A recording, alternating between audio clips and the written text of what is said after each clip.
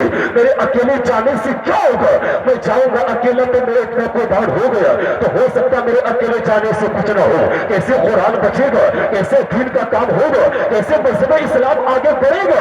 حسین نے یہ نہیں سوچا، بلکہ قسم خدا کی امام حسین تنہا کا بلا کے میدان کے اندر جیسے پہنچے ہیں اپنے آپ کو قربان کر دیا، اپنے بیٹوں کو قربان کر دیا، اپنے مال کو قربان کر دیا. تمام چیزوں کو قربان کرنے کے بعد بولے حسین نے قرآن کو بچایا کہ نہ بچایا، دین کو بچایا کہ نہ بچایا، اسلام کو بچایا کہ نہ بچایا. اس لیے یہ کبھی نہ سوچیے گا کہ ہم یہاں مدرسہ چلائیں گے تو کیسے دین کا کام ہوگا، لڑکیوں کو مدرسہ چلائیں گے کیسے دین آگے بڑھے گا، میں نماز کی دعوت دوسروں کو دوں گا تو کس طریقے سے نمازی بنیں گے. جو شراب پی رہا ہے پینے دو، جو جوا کھیل رہا ہے کھیلنے دو، جو عیاشی کر رہا ہے کرنے دو. ایسا نہیں چلے گا. بلکہ اگر اللہ نے تجھ کو طاقت دی ہے، مصطفیٰ نے حدیث مبارکہ کے اندر بیان کروایا من رآ منکرا، تم میں سے جو دیکھے کسی غلط کام کو تو اس بندے کو چاہیے کہ وہ اس کو روکے. کس کے ذریعے؟ بیدی، اپنے ہاتھ کے ذریعے سے روکے. فمن لم یستطیع، اگر وہ ہاتھ سے روکنے کی طاقت نہیں رکھتا، اگر وہ نہیں رکھتا تو بلسانی، تو اپنے زبان کے ذریعے سے اس کو روکے. نہ ہاتھ سے طاقت رکھتا نہ زبان سے طاقت رکھتا روکنے کی. مصطفیٰ فرماتے کم از کم اس کو دل سے تو برا جان لے، یہ شراب پی رہا ہے حرام ہے، یہ زنا کر رہا ہے حرام ہے، یہ عیاشی کر رہا ہے حرام ہے، مصطفیٰ کی شریعت کی پامالی کر رہا حرام ہے. اس کا ساتھ مت دیجیے گا، ورنہ یاد رکھیے گا اللہ کا ایسا عذاب نازل ہوگا، اللہ کا ایسا عذاب نازل ہوگا. اللہ عز و جل نے فرمایا بنی اسرائیل سے وَلَقَدْ عَلِمْتُمُ الَّذِينَ اعْتَدَوْا مِنْكُمْ فِي السَّبْتِ فَقُلْنَا لَهُمْ كُونُوا قِرَدَةً خَاسِئِينَ. اللہ نے فرمایا ہفتے کے دن شکار مت کرنا.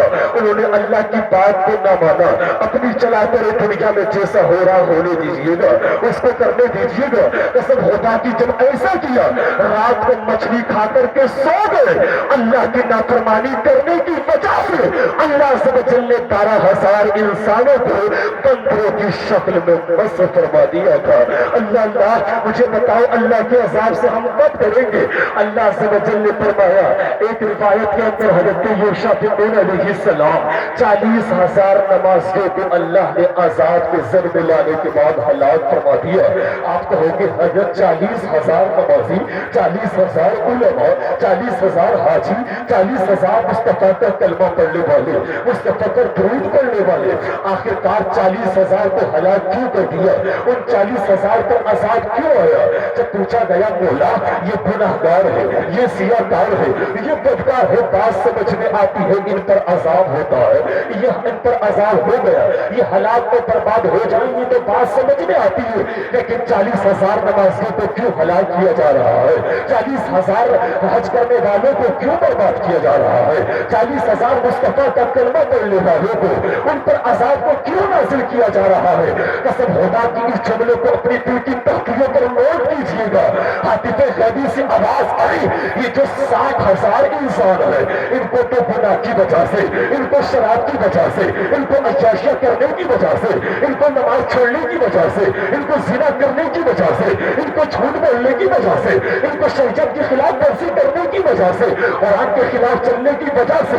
مولا یہ تو بات ٹھیک ہے کہ 60,000 لوگ شریعت کی نافرمانی کرتے ہیں، شریعت کی خلاف ورزی کرتے ہیں، قرآن کے خلاف چلتے ہیں، ان پر عذاب آ گیا، بات سمجھ میں آ گئی. لیکن مولا یہ 40,000 تو نمازی ہے، 40,000 تو قرآن پڑھنے والے ہیں، 40,000 تو داڑھی والے ہیں، 40,000 تو حج کرنے والے ہیں.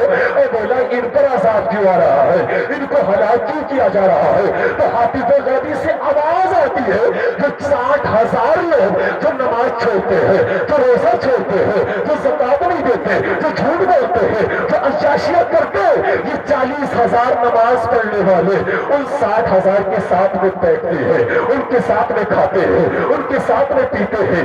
ان کو کبھی تکلیف نہیں ہوتی شرابی ہے میں اس سے کیوں بات کروں؟ زنا خور ہے، زنا کرنے والا ہے میں اس کے ساتھ کیوں بات کروں؟ یہ سود خور ہے میں اس کے پاس کیوں بیٹھوں؟ اللہ سے وجل فرماتا ہے ان 60,000 سے تو میں ناراض تھا، شراب کی وجہ سے، زنا کی وجہ سے، شریعت کی نافرمانی کرنے کی وجہ سے.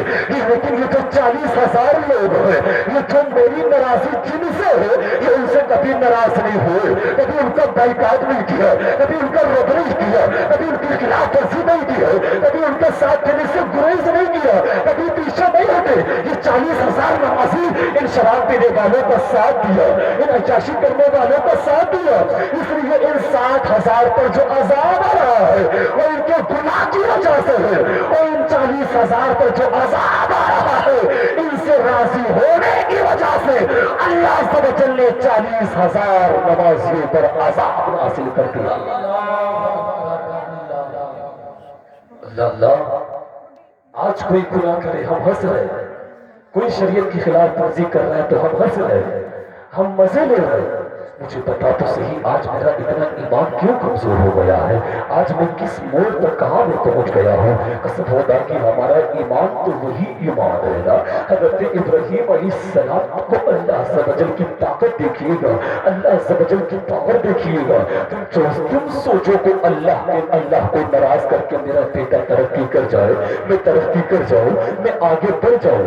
وقتی طور پر ہو سکتا ہے کہ حرام مال کمانے کے بعد, جھوٹ بولنے کے بعد, دغا بازی کرنے کے بعد, تم دھوکہ بازی کرنے کے بعد وقتی طور پر تم مالدار بن جاؤ, تمہارے پاس پیسہ آ جائے, تمہارے پاس اتنا پیسہ آ جائے کہ عمرہ کرنے چلے گئے, حج کرنے چلے گئے حرام کے پیسے سے.